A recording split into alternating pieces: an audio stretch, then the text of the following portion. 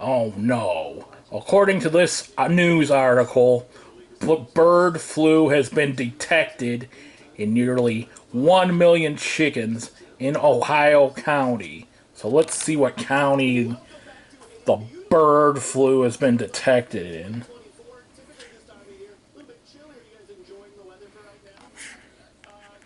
It's been detected in Dark County, Ohio.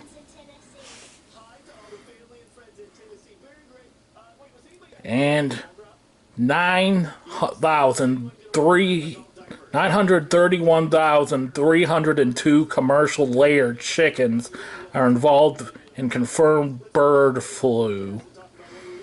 This detection was found Friday, December 27th by the National Veterinary Services Laboratory, according to the ODA.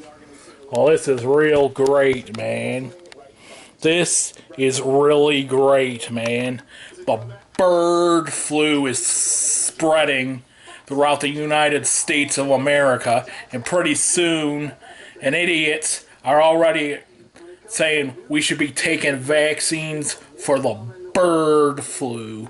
The next thing you know, they'll shut us down for the bird flu. So be careful, people. Don't feed your dogs and cats raw bird.